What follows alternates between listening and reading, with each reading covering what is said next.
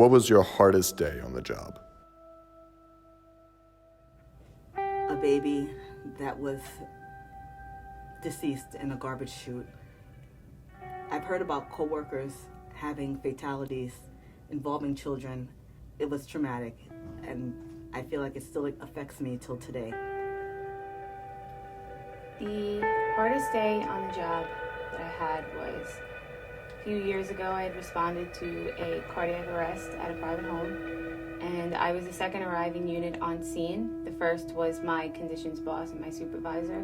Walked up to the home. We were met by a 15, 16-year-old girl who said that my brother is upstairs and he needs help. When I had gotten upstairs, my lieutenant was actually cutting a 13-year-old boy down who had hung himself from an attic.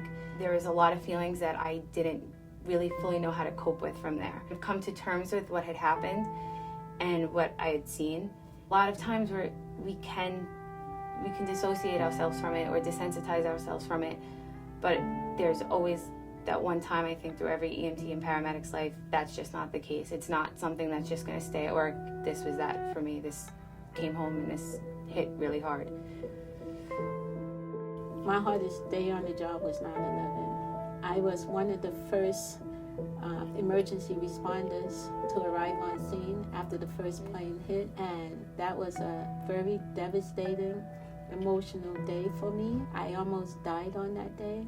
I saw many people, they was jumping off of buildings, and it has remained etched in my memory forever. The dread is going in the area where the Twin Towers were.